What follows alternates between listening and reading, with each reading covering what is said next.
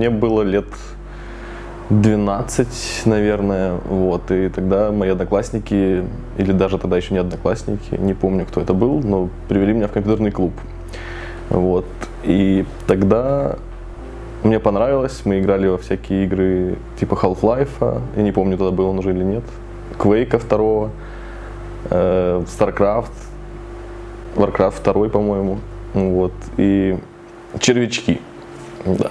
Больше всего, Worms Armageddon тогда были, еще даже, наверное, не Armageddon. Вот, мы ходили в клуб, там сидели вчетвером за одним компьютером, вот, по очереди там что-то ходили, делали. Ну, да, как-то так. Потом постепенно начали появляться все более новые игры, и это уже как-то было какое-то как соревновательное. Появился Warcraft, я очень увлекался им, там, Counter-Strike, чуть в меньшей степени. Вот, и после этого появилась Dota, вначале мне дико не понравилась игра, но потом как-то втянулся, потому что все начали в нее играть, и выбора особо не было. Да, так, собственно, появился интернет. Вообще вначале не было интернета ни в каком из клубов, и мы играли все по сети, по лану. А потом уже в одном клубе был Battle.net, и там можно было поиграть, но это было все очень неудобно, потому что пинг был 300 примерно, и так скакал он 180-300. И в кастомках никто не был защищен от того, чтобы можно было ливнуть и так далее. В общем, удовольствия было мало. Потом появилась Гарена, там уже стало чуть поинтереснее, уровень игроков повыше, и какие-то уже лиги были. Вот. Но это все в Ялте. Потом, когда я переехал в Киев, тут уже познакомился с ребятами, там, с Габлаком, с Ахурой, с Джерри, там всякими разными. Это из тех, кто знаком Dota комьюнити, а так было намного больше. Вот, конкуренция была выше, играть стало интереснее, и я ходил в компьютерные клубы, Киберзона, Матрица, вот, там проводил очень много времени вместо учебы, и, так и шло потихоньку. Участвовал в турнирах, немножко выигрывал, иногда проигрывал, злился, потом снова выигрывал, вот. И первую команду такую, как более-менее, это была Planet X. Я попал, там был Nex, был он там или нет. Был, значит, у нас было 2 состава, и окончательный в итоге это был Амси, я, Джерри, Nexus, да, нет, Джерри, Скай, Амси и я, и Ахура. В общем, да. Мы играли, тогда было очень интересно, тогда вот было ДТС, самая лучшая команда это был Габлак, Дэнди, Артстайл, Lost, и то Травка был, то еще кто-то там, по-моему, после Травки. Вот, это еще до того, как они стали с НСом вместе и стали все выигрывать. И мы как-то составляли им конкуренцию, было интересно, но все равно в основном проигрывали. И турниры были, когда они уезжали куда-то. То есть, онлайна было мало, и онлайн был не такой интересный, потому что там, одну игру в 5 дней ты играешь там, да, с кем-то, причем там были разные сервера, и поскольку мы команда ноунеймов, нас никто не брал всерьез, и в основном мы играли на чужих серверах. Вот. И было очень сложно, но мы старались, даже много там выигрывали. Вот. Начальником наш был Zero Gravity, вот, уже тогда, да. Собственно, и он тогда потом, когда начали создавать Na'Vi, он немножко поработал со мной, там поговорил, хотя мне было лет 19-18, наверное, вот. Я был мал и глуп, но уже тогда какие-то у нас полудружеские отношения зародились. Вот. И так пошло-поехало, потом появилась Na'Vi, мне позвонила Ахура с Габлаком, или, по-моему, просто Ахура мне позвонил, и я возвращался из Ялты с летних каникул, и он говорит, так и так, давай собирать новую команду. А я был готов, это как раз Planet X у нас развалилась, мы там что-то проиграли, или же просто я уезжал на лето, и ребята сказали, что все, да, до свидания. Мы проиграли Asus, мы поехали на Asus в Москву и заняли там 3-е место, хотя могли выиграть. Это был как раз тот Asus, который,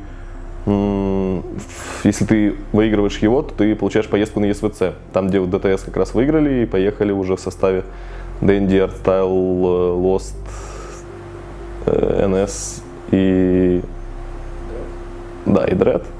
Вот. И они поехали на ЕСВЦ, заняли там 2 место, в общем, ДТС 2010, ура, ура, вот это все как раз. Ну, да, потом я уехал в Ялту, вернулся, поговорил с Ахурой, новый состав, да. Я там много играл с магом и дефендером, и, да, то есть я, получается, привел мага и дефендера, и мы уже впятером начали свой первый, как бы, шествие первое под тегом Нави. Потом в ДТС произошел этот разлад знаменитый, ушел артстайл. Ну, само собой, Зеру с ним быстро связался, сюда все обговорили. И спустя неделю после ухода или 2 артстайл уже был у нас. Вот. И поскольку, ну, как бы, я не помню, как это все происходило, но было все в подвешенном состоянии, потому что, ну, то есть, а кого менять и так далее, да, там не ясно было. И тут артстайл говорит, что так и так, я переманил Дэнди, то есть Дэнди тоже уйдет к нам. Я был удивлен, но рад. И вот, ну, как бы, уже это мнение было, ну, не мнение, а решение менеджмента, что вот состав будет я, Ахура, Габлак, Дэнди и артстайл. Мне было очень интересно, и это, потому что это была первая команда, в которой, ну, как бы, все люди играли, если не лучше, то, ну, то есть как-то более опытные, чем я. И то есть они могли меня научить, каждый, даже Ахура. Он меня научил много чему, учил меня. Вот. И это было интересно, ну, то есть появилась дикая мотивация, я всегда там выполнял их, ну, причем артстайл был такой довольно властный, ну, и тогда, и сейчас, вот, но тогда, вот, как-то все было, все, что он скажет, мы все делали, это получалось, и, ну, там, стратегии были дикие, да, непонятные, но это было интересно, да, вот, и он уже тогда показал, что он сможет управлять коллективом. Это было круто, это они мне, ну, я до сих пор помню там некоторые из уроков, я их не буду рассказывать, потому что большинство людей до сих пор не знает этого. Ну, это я вот поиграв сейчас год с другими командами, я понял это. Да. Потом, значит, мы сыграли пару турниров, проиграли там где-то, в Казахстане проиграли, заняли 3 место. Но там из-за сетки так получилось, что мы с М5 сражались в полуфинале. Или не М5, Garage Gaming они назывались, это NS, Dread, Smile, God и Lost, по-моему. Не уверен насчет Lost. Да. Вот. Мы играли с ними там, проиграли, вот, вернулись из Казахстана. Это был первый, по-моему, ивент, который был за пределами СНГ, скажем так. То есть до этого я был только в России и в Беларуси. И тут, ну, как бы там у Габлака, ну ладно, это я не знаю, надо рассказывать или нет. Вот, произошел небольшой конфликт там у ребят, и Габлак с Ахурой покинули коллектив. Вот, и вместо них как бы у нас появилась дилемма, кого брать. Были варианты NS Dread или NS Lost, или Dread Lost. NS и Dread отказались, и получилось так, что ну, я всегда хотел играть с Пупеем, у нас никогда не получалось, потому что мы 5 дней вместе проиграли. Потом было, не помню, что произошло, и у нас опять все наломалось. Вот, но мы там прям друзья друзьями, я говорю, давайте попробуем. Он и по-русски говорит, и хочет, и умный, и все такое. Он согласился. И Серега был как... Нет, подожди, тогда... Как же это все происходило? Ладно, Серега уже пришел после артстайла. Вот, тогда получилось, Lost согласился, NS с Дредом отказались. И Lost тоже сразу же опрувнул Пупея. А Дэнди, по-моему, тогда уже играл с ними в CS до этого. И Дэнди говорил, ой, типа, мы будем как рабы. Вот, но это не произошло. Это уже все спустя полгода мы стали рабами, пока все было хорошо. Вот, и пока был капитан Ваня, то ну, как бы Климент к нему прислушивался, и то есть у нас все то же самое было. Расставил, сказал, мы делаем. Вот, это был, пожалуй, наверное, самый такой классный состав. Это еще больше повысило. То есть у меня вообще были все 4 звезды вокруг меня. Ну и я там где-то на оффлейне бегаю, танцую. Вот. Тоже невероятно много опыта, интересного вообще. 4 человека с абсолютно разным мировоззрением. Да, там очень спокойный, расчетливый Lost. Ну, в 95% случаев. Да, там умный Пупей, который вообще по-другому мыслит. Он как бы вносил небольшой не то чтобы стоп, вот это наша СНГшная, ну, вперед, но как-то, да, больше, ну, немножко было какой-то сплоченности, да, расчетливости. Вот Дэнди, который просто там сутками играет и невероятно показывает там какие-то мувы. Артстайл, который, собственно, ну, капитан, по-другому не называть его, это человек, которым, ну, тогда вот он вообще супер круто играл.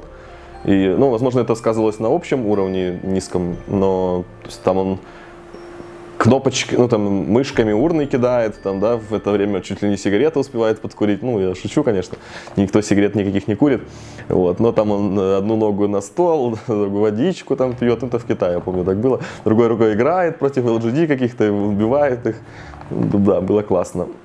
Вот. Ну и я вот черпал знания, то есть это было круто.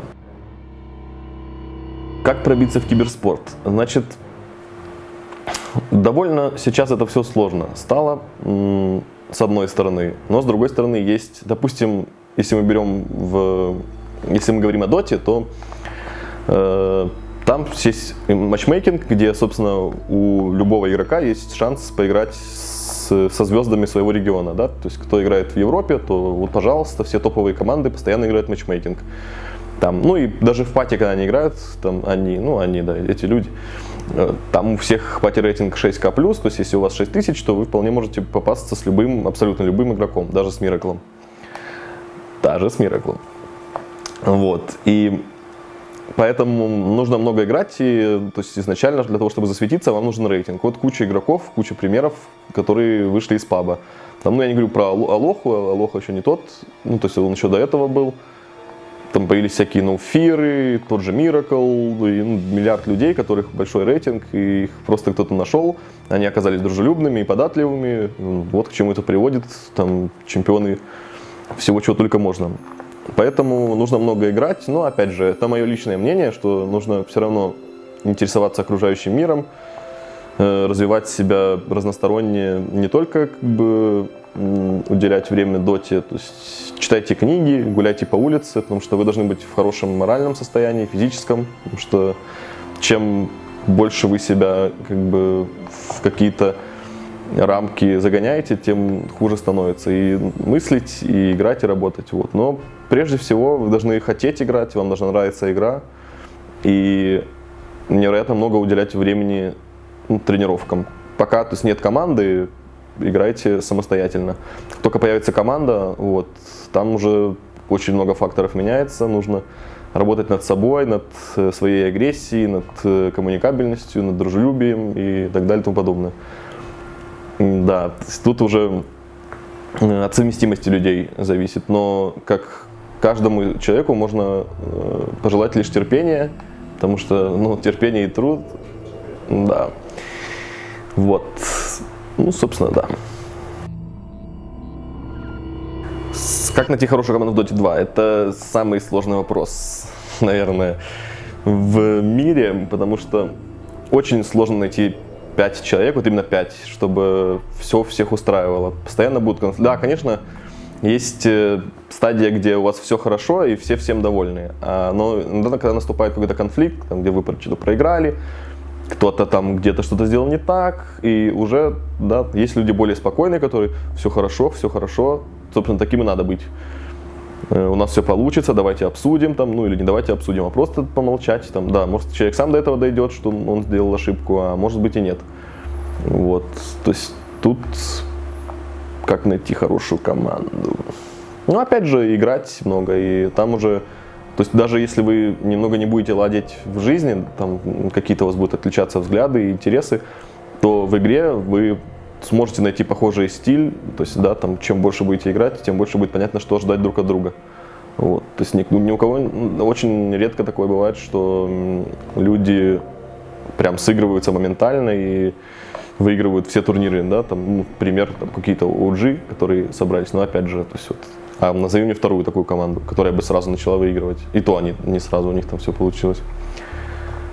А так, то есть нужно очень много времени уделять. Вот пример Нави. Они 9 месяцев, ну или сколько, не 9, 6 месяцев играли, ну, на среднем уровне, чуть выше среднего.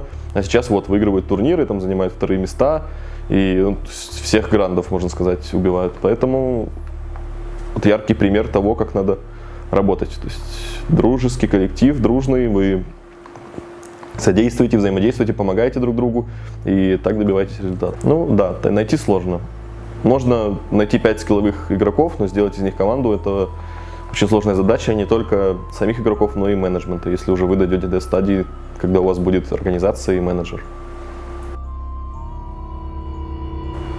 У меня, поскольку я парень спортивный, тут как бы все просто. Ты просыпаешься, делаешь зарядочку. Ну, на самом деле надо делать зарядочку, потому что много времени проводишь за компьютером, и спина начинает болеть, и, в общем, сам по себе плохо себя чувствуешь. Ходить много. То есть, ну, я не знаю, каждый день по-разному проходит. Сейчас лето, я играю, допустим, днем скорее и утром. А если не иду на пляж, хожу на пляж какой-нибудь, да, там в бассейн, купаюсь, там провожу время. Вот. Потом гуляю, возвращаюсь, играю вечером или куда-то иду, если выдается возможность. Если нет, то опять же уделяю время игре. Поэтому нету какого-то четкого распорядка дня, но всегда я пытаюсь прогуляться хотя бы там 5000 шагов, ну сейчас вот все этим пользуются, и на айфонах есть, и всякие там разные приложения, и там трекеры, которые считают количество ваших шагов, до этажей и прочее. Вот. Ну, довольно интересная штука, и какие-то там, ну, норму надо в день выполнять. Ну, вообще норма 10 тысяч, но хотя бы 3. Потому что есть такие дни, в которых у меня было 9 шагов. Вот. Но это далекое прошлое. Для меня поддержка родных и близких. Ну, как сказать, из адекватных людей, которые понимают, то есть реалии современного мира и что такое киберспорт, хотя бы приблизительно, это только моя мама. Но поскольку моя мама живет полностью обеспечиваемая мной, ей довольно все это нравится. И она не против, чтобы я играл в компьютеры. Вот, пусть тебе 25 лет, ты играй в свои компьютеры, мальчик, ничего не отвлекайся. Но, опять же, вот если вы молодой игрок, вы столкнетесь с проблемой того, что не все родители понимают, потому что есть люди до сих пор старой закалки, да, там, когда даже, в принципе, довольно молодые родители, там, по 40 лет, они все равно родились в Советском Союзе, и, да, там, пусть недолгое время там прожили, но какие-то устои остались. Вот, и тут, опять же, поскольку я уже, как я говорил, то надо совмещать это все, не забрасывать учебу, ну, по крайней мере, хоть как-то там доучиваться, да, развиваться в других каких-то атмосферах. По поводу то есть игры, ну, вообще, для меня поддержка очень важна. То есть, да, там мы еще, когда начались поездки, когда там в Москву я ездил, мама очень переживала, но как бы, для нее путешествия, она сама очень много путешествовала в свое время, ну и сейчас. И для нее это очень круто. И, то есть ты познаешь мир уже не в книгах, а сам все это видишь, наблюдаешь и учишься. Поэтому, когда мы там ездили в Москву, вот она правда волновалась, она звонила Zero Gravity и говорила там туда-сюда, смотри за моим сыном, иначе я приеду. Наверное, я не знаю, как это было, они от меня все это скрывали, я узнал лишь после. И да, то есть... Но она всегда там мне писала смс-ки, как дела, там у нее какие-то были соглядатаи, которые все это наблюдали и говорили результаты там. Там, если победа, она мне напишет там «Грац». Если проиграл, то есть попытается утешить. Ну да, мама это, ну, так скажем, самый близкий человек в вашей жизни. Капитаном быть сложно. Я попробовал. Но нужно найти людей, которые бы вам доверяли. То есть, и вы должны понимать, что груз ответственности все равно на вас лежит. И, то есть, да, там вы проигрываете, пусть никто вам об этом не говорит, и это все, да, очень такая деликатная тема, но все равно виноваты вы. И они все думают, что виноваты вы. И там пик плохой, что-то там не сказал, не сделал. Капитан сейчас – это понятие растяжимое, то есть это есть драфтер, да, там есть капитан, это не всегда одно и то же лицо. И вы, то есть в команде максимально должно быть взаимодействие. Да, там последнее слово должно быть за вами, но большинство там, каждый из 5 может сказать, сделать какой-то колл, пойдем на Рошана. И как вообще это, сейчас популярно так, 4 человека могут говорить все, что угодно. Но если там, да, идет последнее слово за капитаном, то он скажет «нет», и вы уже не идете. Тот, кто ослушался, даже если он поступил правильно, на длинной дистанции он нарушил приказ, грубо говоря, капитана. Поэтому важно настроить вот такое понимание, чтобы капитан был уверен в своих действиях. Или же, это все тоже на практике познается, потому что чем больше вы играете, тем больше ваш тот же самый капитан будет понимать, насколько его решение правильное. И, главное пережить те моменты, когда вам будут говорить: идите впятером под тавер за Дарксиром 2-го уровня, ой, мы умерли вчетвером, ой, Дарксир выжил, обидненько. Это все опыт. Если вы не победили, значит вы набрались опыта. Можно сказать это и так. Да? Дота. В доту играю, в общем, было много разных периодов в моей жизни. Сначала это была супер интересная игра для меня, не с самого начала, когда это стало уже компетитив, когда я приехал в Киев, и появились достойные соперники, появился нормальный онлайн, интернет, и можно было играть. Я прям дико кайфовал, и по 20 игр в день играл, можно сказать, если сон позволял мне, да, там и если пар не было, или же, я так искусственно сделал, чтобы их не было, то играл очень много и наслаждался игрой. Потом, спустя 5 лет, да, немножко присытился. То есть действительно был такой момент, когда я заходил в игру нехотя, и я мало играл помимо КВшек, а КВшки воспринимал как должное, то есть, да, как свою работу, на которую я прихожу. Вот помимо меня есть еще такие люди, но я понял, что это неправильный подход.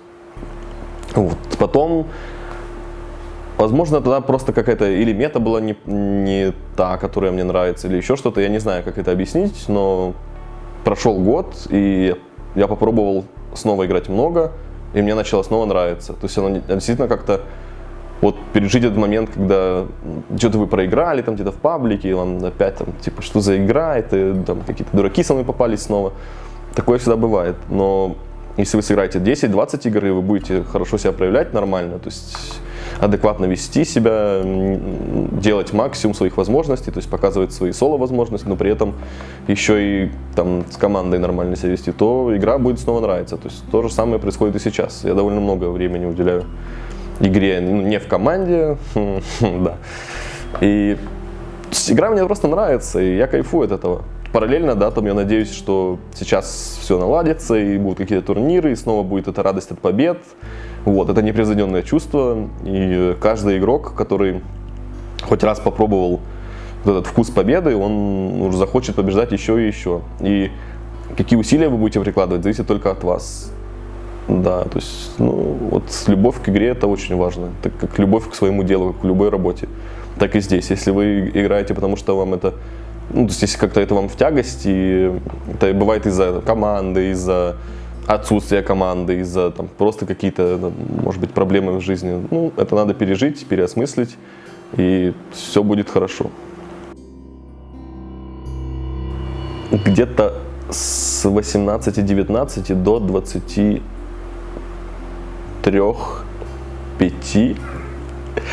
да, 18-25, вот так скажем. Да никогда я не понимал, что я профессиональный игрок на самом деле. Я занимался тем, что мне нравится. Да, потом появились какие-то контракты, обязательства, не знаю, обязанности, скажем так. И мне не было это никогда в тягость. Мне было интересно делать медийные задачи, то, что большинство людей не привлекает. Для меня это было нормально. И если это не унылая какая-то съемка, да, 10-часовая, где ты ничего не делаешь, ничего не говоришь, просто приходишь и делаешь вот так вот, да, то это плохо. Когда классное видео, когда ты что-то быстро делаешь, говоришь, какую-то классную показываешь, не знаю, просто когда актерская игра, еще что-то, мне это очень нравится. Поэтому с медиа никогда не было проблем. Возможно, когда-то были проблемы с дисциплиной, но это все, опять же, был малый глуп. Все это меняется. Опять же, когда окружающая среда вся меняется, и ты уже, если не будешь соответствовать, то кому ты нужен?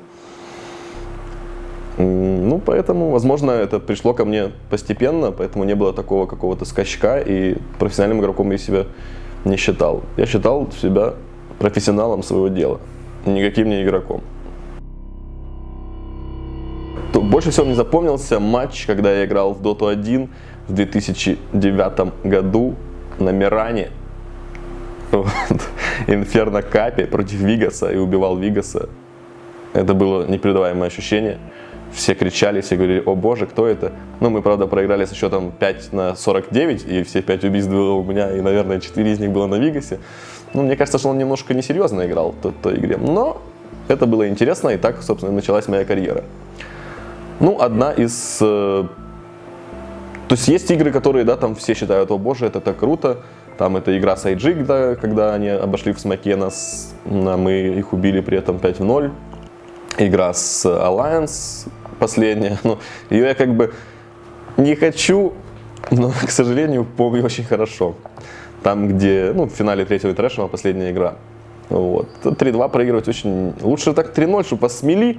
И ты такой: ну да, мы хуже намного. А так, когда ты еще считаешь, что ты лучше, они держат Аегиса, ты рядом сидишь, там где-то плачешь, чтобы на камеру не попасть. Ну, да, чувство такое себе. И игра с Тонгфу на, по-моему, TI3 тоже.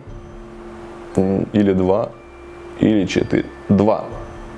3. TI3.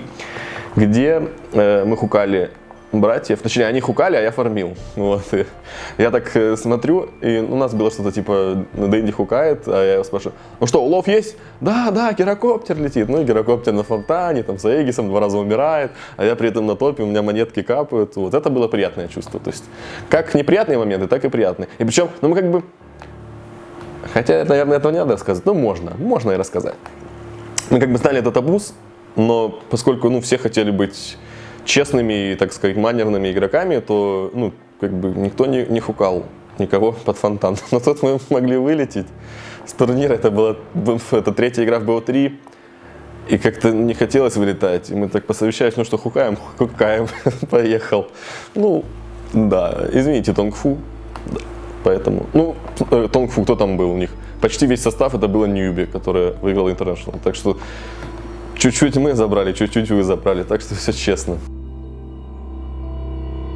Возможно, эту историю я уже рассказывал, или же кто-то другой, но я этого не видел, поэтому сделаем вид, что не было. Значит, в 2011 году, в том же самом Казахстане, там, где был я, Артстайл, Габлак, Ахура и Дэнди, в общем, мы спорили на тенге, там, кто платит за обед, по-моему, это было. И Артстайл подкидывал монетку, возможно, монетка была хитроумная. Я до сих пор не знаю, и никто уже не сможет доказать. И, в общем, по-моему, мы подбросили 18 раз. Это была не 5-копеечная монета, то есть сразу вам скажу, что да, там 5-копеечная больше шанс, что выпадет орел, там, ну, в общем, это я уже сам все знаю. Это была какая-то другая, по-моему, казахская, а может быть и нет, не помню. Но он выбросил 18 раз, и 17 из них выпала решка. Само собой, на решку ставил он. И немножко, в общем, если бы я ему все отдал, что я должен был, то, может быть, и не попал я ни в какую команду, и вообще бы из Казахстана до сих пор не выбрался. Вот. Вот такая история, дорогие друзья. Значит, больше всего мне понравилось, наверное, в Нью-Йорке, в Лас-Вегасе, в Дубае и в Испании в общем.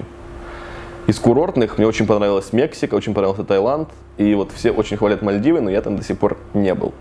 Но это, наверное, мне не понравился Париж. Извините меня, французы.